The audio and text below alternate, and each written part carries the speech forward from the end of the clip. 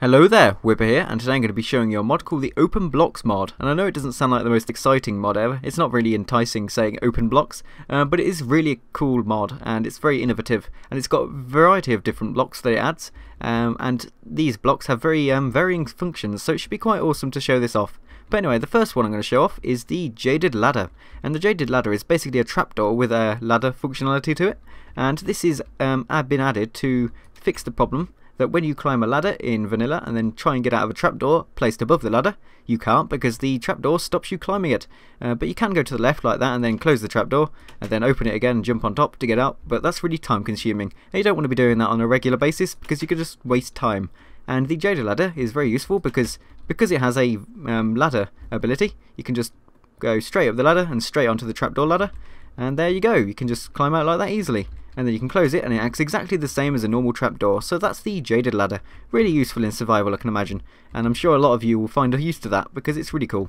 But next up we've got the elevator, and this is probably one of the best elevators I've seen in a mod because it's really efficient and easy to use compared to some of them which require a bit of time to actually set up and get them to work. So this one, all you have to do is walk on top of it and then press space to go up a level and crouch to go down a level. So there we go, up, down, you could do this all day really. And let's just keep going up to the top layer, and there we go, and back down to the bottom layer. So it's really it's simple as easy to use, and it's much more efficient than using a ladder, and the crafting recipe isn't that expensive either, and you'll probably be seeing the crafting recipes up there if you haven't already noticed. But next up, since we seem to be at the top of a massive pillar, it's a good time to show off the hang glider. So if I run and jump off and then right click, there we go. And you can see I'm now gliding down to the ground gracefully, and I'm parallel to the actual model for the hang glider. And the model for the hang glider has a really nice texture.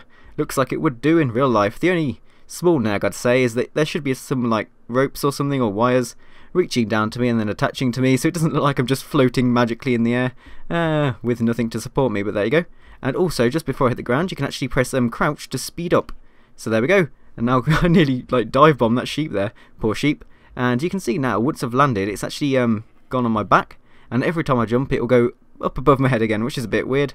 But to get rid of the hang glider from the back of your body, all you need to do is change over to the other hotbar slots, like that. And now let's go back to the main thing so I can show you the next item. And I really love the hang glider on a second note because that is just so cool. Imagine finding yourself on the top of a mountain and then just jumping off with this. It'd be a really fast and efficient way to get ground to the ground. But next up we have the healer, and for this one I'm going to have to do a jump cut because I'm going to need to show you how it works when I have very low hunger and health. So you can probably guess what the healer is going to do, but you can see at the moment I have half health left, and normally I wouldn't regenerate, but as soon as I stand on top of this healer block, you can see my hunger's going up and my health bar's going up, as it's giving me regeneration on both my hunger bar and my health bar. So I'd probably say this is like the dispenser of Team Fortress 2 if you've ever played that game. So there we go, it's just like a heal block, and it's really useful. You could have this in your base or something like that to heal you every time you got near it, so that's really cool. So next up we have an item called the light box, and it looks like this, and you just place it down on the side of a block like that, and you can even place it on the floor if you really wanted to. And anyway, if we set it to night time, you can see that it's actually illuminating around it, and if I press this lever you can see it doesn't illuminate. It's basically like a light switch really, that is, so you can turn it on and off, and it's basically like a giant light, but it's a light with other features as well. So if I go in this chest here and retrieve this map from it, and then open the inventory of this light box and put the map in, you can see that the map is displayed on the light box. So it's basically like a way to illuminate your maps as well as place your maps on the wall to look at them. So you can have like a grid of these light boxes and put a map in each of them from different sections of your world, and then you could build up a massive map. But next up we have an item called the target, and you can see it looks like a target from archery or something like that. And anyway, now we're going to just get a bow and some arrows so we can actually show you what this target does. So say I shoot this target like this. I've got the central one, the yellow bit. You can see 3 of the torches lit up because the actual score you get on this archery board determines how long the redstone signal is carried. So you can see here, if I shoot the blue bit, well the red bit in that case, only one of the torches actually lit up, like that. And if I shoot the yellow bit, all of them light up. So yeah, and then there's 2 there because I got very close to the yellow bit, and depending on where you shoot this, you can see I shot in the blue bit there, and none of the torches lit up because I wasn't close enough to the bullseye. And there we go. So you can see it's a way of like counting your score when you're doing archery, which is really cool. And you could have loads of these in a row and have like an archery range and see who can get the best scores. In fact, you could probably link these up to a scoreboard using command blocks, and then you could like count the scores depending on which bit of this you hit. But I haven't got the time to figure that out because I'm not that clever. But there we go. So next up, we've got the tank. And the tank you can see here is basically a block that looks like this, and you can put any kind of liquid in it. Even liquids from other mods. It works with any liquid, even those from ones that aren't in vanilla Minecraft. And you can actually link these tanks together like this. So I've made a tunnel of tanks filled with water, so it's like an aquarium kind of thing, I suppose. But there we go. So you can just walk through this and it looks really cool. But anyway, to actually fill up these tanks, you just get yourself a bucket. I'm just going to put them here like this. There we go. I've got 3 buckets now. And you just right click on the tank and you can see some water's gone in the bottom. And you can just keep adding them until the actual thing's full, like that. And there we go, it's now full. And to empty it, you just right click with a bucket. Now if we go to survival and do this, you can see that the bucket's filled up and I haven't got another bucket. But if I do it in creative, let me just put the water back in, like that. You can keep taking water out like that. So you can just swap to creative, you want to get all the water out of one of your tanks. But it also works with lava, so I can put lava in here now and fill up the thing with lava and then take the lava out again. And again, if you're in survival, you'd actually get a lava bucket and not just a normal bucket. The lava wouldn't just magically disappear, so don't worry about that. And just to show you that it works with water from other mods, let me just get a liquid poison bucket, because everyone likes poison. And you can see I'm now filling up this with liquid poison. So yes, if you wanted a liquid poison tank for people to just like jump in and die, yes, you could do that, but that'd be very evil. So there we go. That is the tank. And you can see you can make some really cool tunnels with this as well. You could even fill one with the lava. But there we go. Actually, I want to try something. What happens if you destroy one of these when it's filled with water? Oh, you pick up a tank filled with water, and what about if you place it down? Wow, that's awesome. Did you see that? Filled right up. So yep, you can collect the tank once it's filled with water, and you can place it down again. There we go. You've got like a filled water tank. I'm guessing in survival, if you did that, you wouldn't be able to retrieve the tank back, but we'll just live with that. And now I'm making a complete mess. So there we go, that's the tank. But next up we've got something called the trophy. And the trophies are really cool because they're not just like a visual aesthetic item, you can actually use them as well. They have little functions. But anyway, let me just go and get the trophy. So this is the trophy block. It's dropped from mobs when you kill them.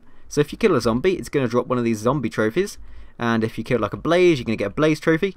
And then you can place the trophies down, and then you'll be able to actually use them.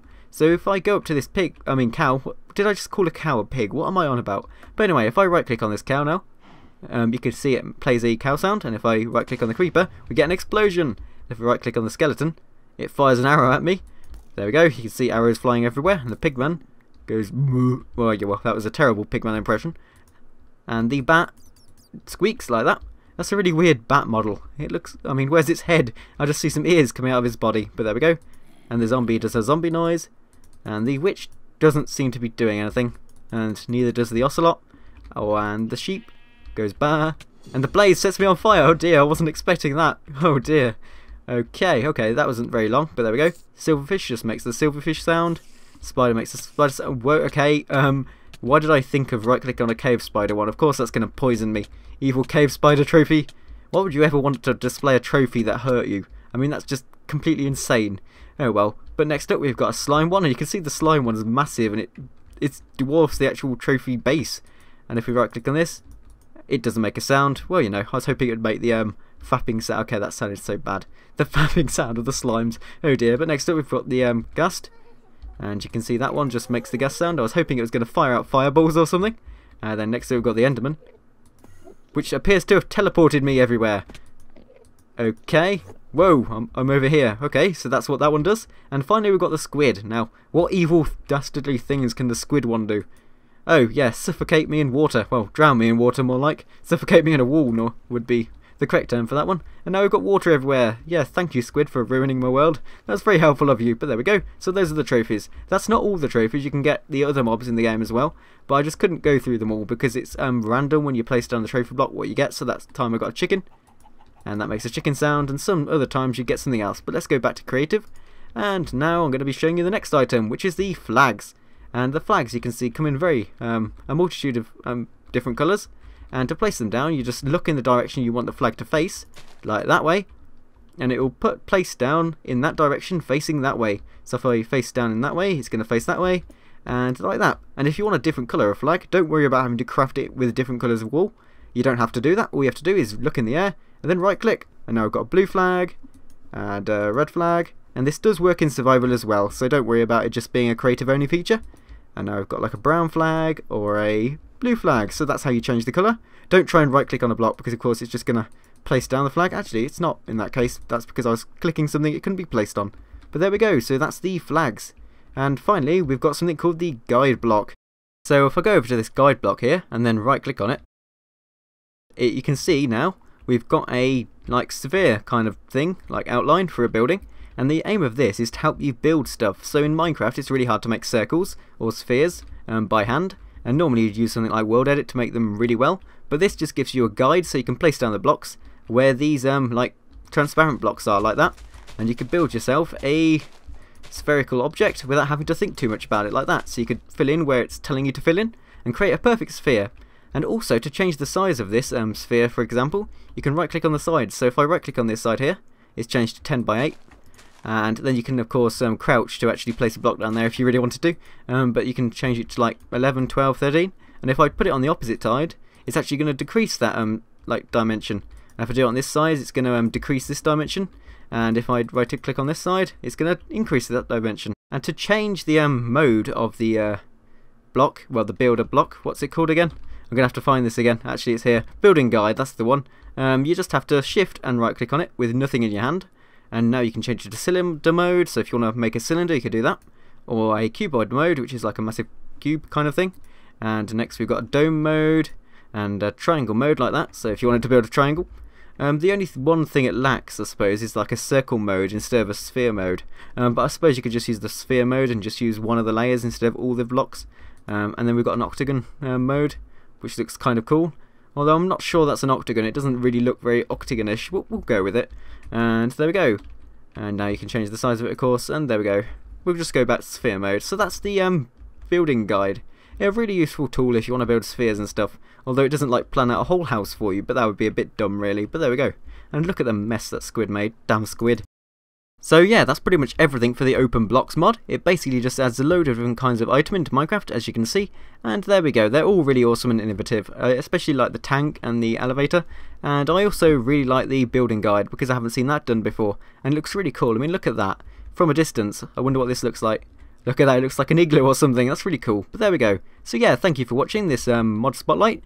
And yeah, please remember to leave a like if you enjoyed, because it really helps out. And also, I want to say a special thanks for helping me reach 20,000 subscribers if you subscribe to me, because that's like a really awesome milestone. And I've finally reached it after like a year of trying. But there we go. So thank you for that. And I'll see you next mod video.